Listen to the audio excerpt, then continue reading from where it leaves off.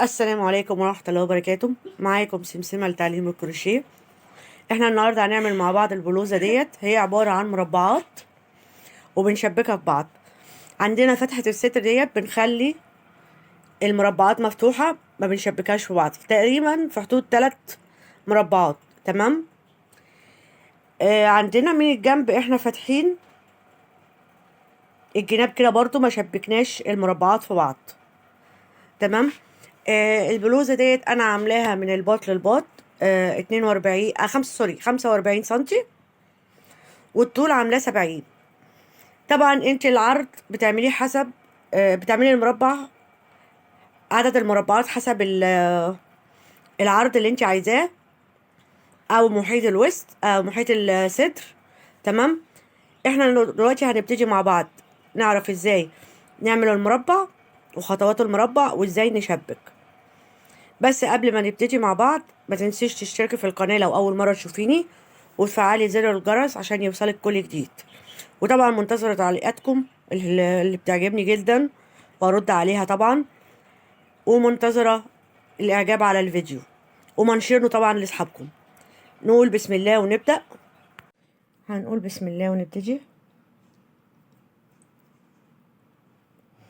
هنعمل أول حاجة 6 سلسلة، 1 2 3 4 5 6. هنقفل بمنزلقة في أول سلسلة، هنرتفع سلسلة، هنلف الفتلة على الإبرة وندخل جوه الدايرة. هنعمل 12 نص عمود. ادي 1 2 3 4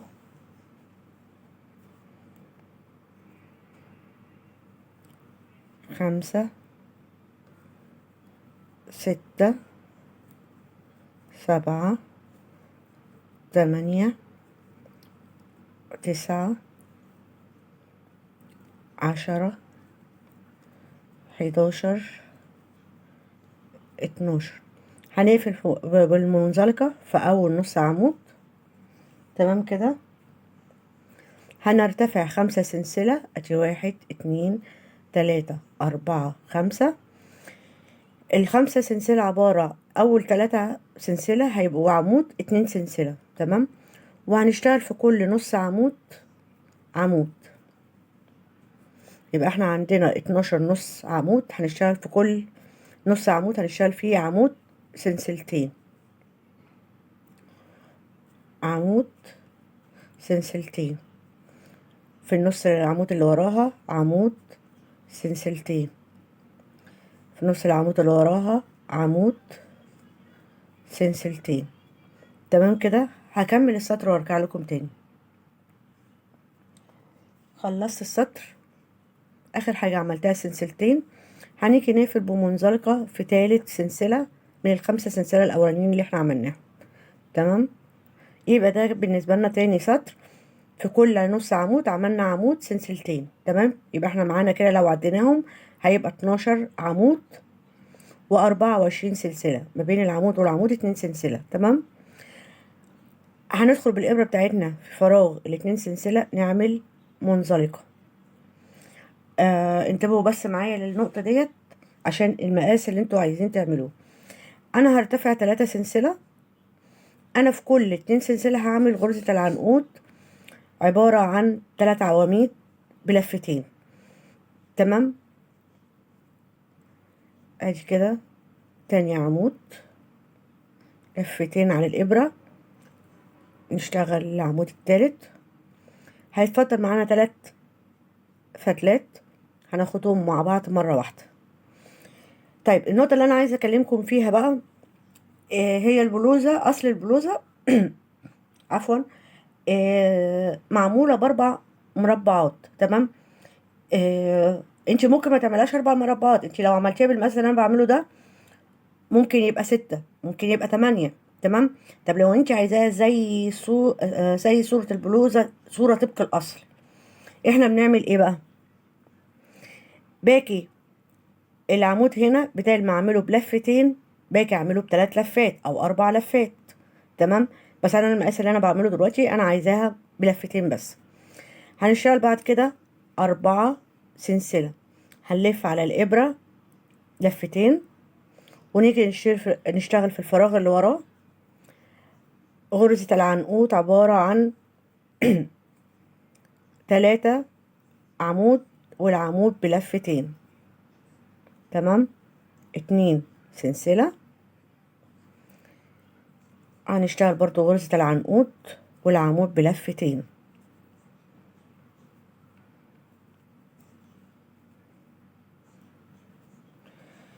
4 سلسلة، هنشتغل برضو عمود ب3 عواميد، سوري، غرزة العنقود ب3 عواميد والعمود بلفتين. تمام. 4 سلسلة. هوريكم ازاي نعملها ب3 عواميد. ادي بنلف على الابرة 3 مرات او 4 مرات حسب المقاس اللي انت عايزاه. تمام. عشان لو حبيتي تكبري المقاس اللي انا عايزاه هعمله بلفتين بس. والمقاس اللي انا بعمله دوت من الباط للباط 57 سنتي، والطول طبعا حسب ما انت عايزة، ابتداء من 60 ل70 75 براحتك. عايز تعملي البلوزة زي الصورة طبق الأصل بنفس الألوان، تمام. عايزة تغيري الألوان براحتك. عايز تعمليها لون واحد برضه هتبقى حلو. تمام. بس أنا بعملها صورة طبق الأصل ليكم. تمام. يبقى أنا كده بشتغل هنا 4 سلسلة، وباقي في ال2 سلسلة بعمل غرزة العنقود ب3 عواميد والعمود بلفتين. هكمل السطر وارجع لكم تاني. رجعت لكم بعد ما خلصت السطر. اخر حاجة عملتها ال4 سلسلة. هنيجي نقفل في اول غرزة عنقود بمنزلقة. ادي كده بالنسبة لنا السطر التالت. تمام. هندخل في ال4 عمود هنا كده وناخد منزلقة، هنرتفع سلسلة، هنلف فتلة على الإبرة ونشتغل 5 نص عمود في فراغ ال4 سلسلة. ادي كده 1 2 3 4 5. هنيجي في غرزة العنقود برضو هنشتغل نص عمود. تمام. هنرتفع 5 سلسلة. ادي 1 2 3 4 5. هنا بقى هنعمل مع بعض غرزة البيكو، يعني هندخل في أول سلسلة ونقفلها بمنزلقة. تمام.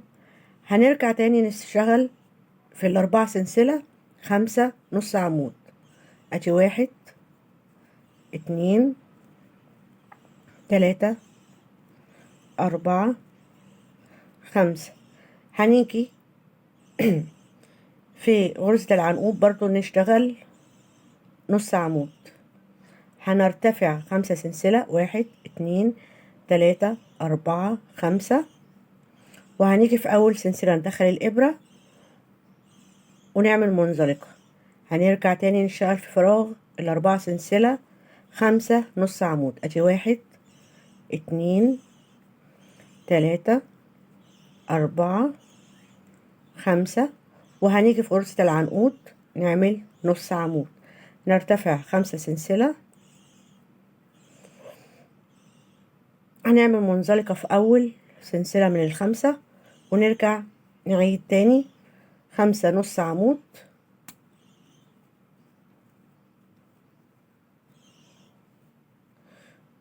وبرضو نيجي في غرزة البيكو نشتغل نص عمود. بصوا الشكل كده. هكمل السطر وارجع لكم تاني.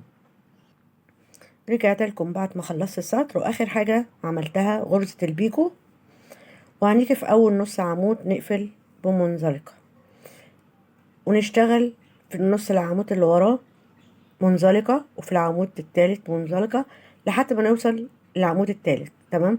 هنرتفع سلسلة هنشتغل غرزة حشو 7 سلسلة، 1 2 3 4 5 6 7. وهنيجي هنا في الغرزة التالتة بتاعت النص عمود نشتغل فيها غرزة حشو. نقطة تانية برضو لو حبينا نكبر، يعني أنا عاملة هنا العمود بتاعنا بلفتين على الإبرة، تمام. لو عايزين نكبر ممكن نخليها ب3 لفات أو 4 لفات. هنيجي برضو للسلاسل، بدل ما تبقى 7 ممكن تبقى 9 سلاسل، ممكن تبقى 11 سلسلة، ممكن تبقى 13 سلسلة، حسب المقاس اللي انت عايزاه. انا بعرفك بس تكبري ازاي. يبقى السطرين دول اللي بنكبر فيهم. العمود هنا لا اما بلفة واحدة او لفتين او 3 او 4 لفات. والسلاسل هنا بدل ما تبقى 7 ممكن تبقى 9 او 11 او 13. تمام. هنعمل برضو 7 سلسلة،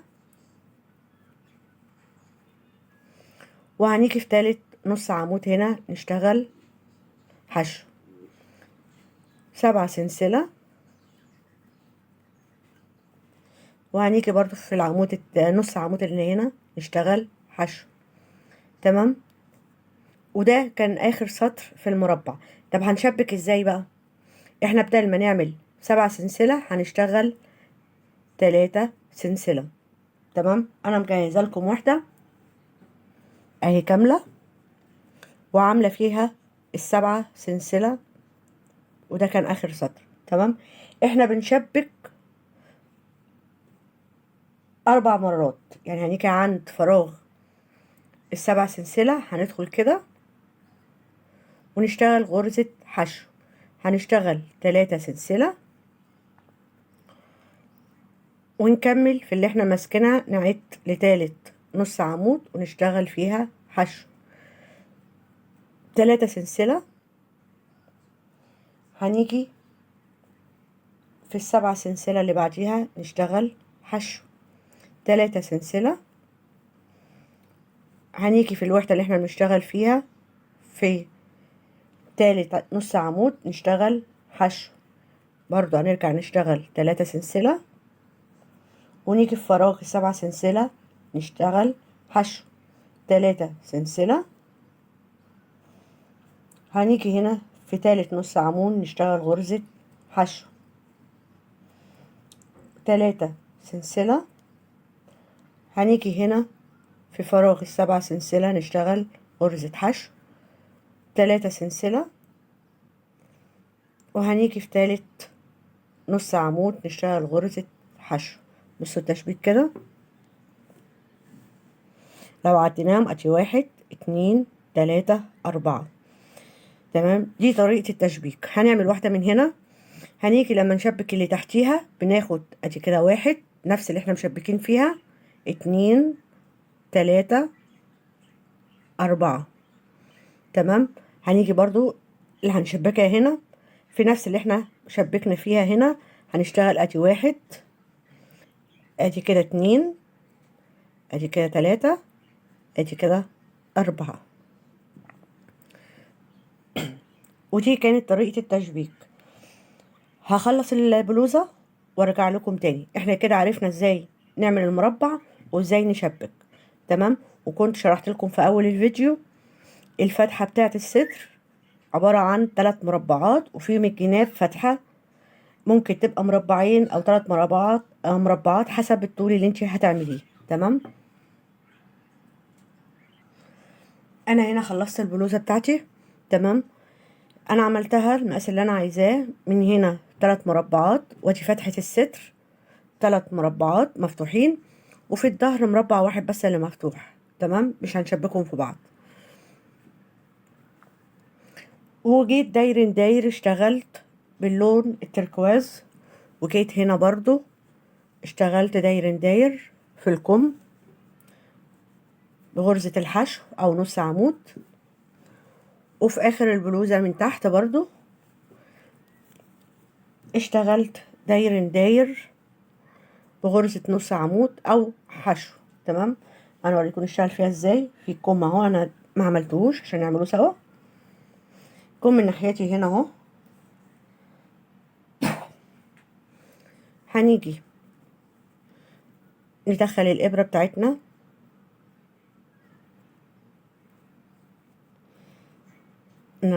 نربط الخيط وناخد طبعا معانا الفتلة نداريها في الشغل.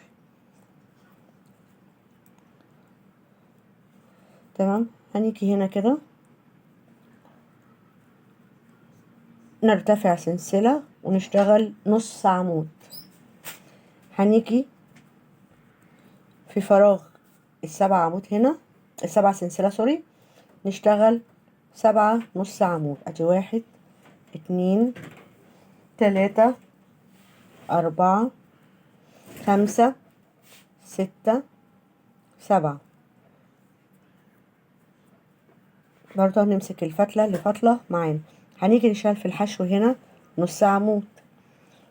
في الفراغ اللي بعديه اللي هو السبع سلسلة برضه هنشتغل 7 نص عمود.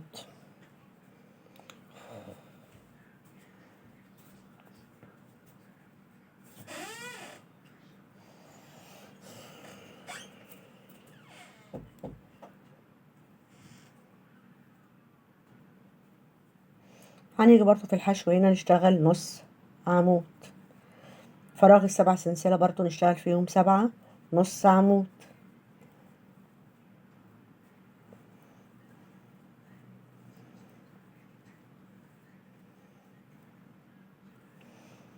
هنيجي هنا برضه نشتغل نص عمود، هنا نشتغل برضه نص عمود. يبقى احنا هناخدها داير داير بغرزة نص عمود او حشو زي ما انت عايزة. تمام.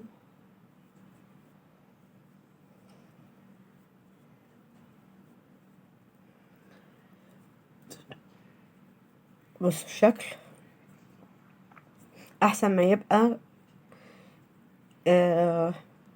السطر بتاعنا كده اهوت في الاخر يبقى لون ولون. لا، احنا بنخليه اولا لون واحد، ثانيا السلاسل هتبقى مرهرطة مع اللبس، فاحنا بنمسك السلاسل بنص عمود او حشو بحيث ان هي بتبقى ماسكة نفسها ما تريحش جامد. تمام. وده كان نهاية غرزة البلوزة بتاعتنا. انا طبعا هكمل السطر دوت مع نفسي، عايزة بس اوريكم. ادي كده البلوزة،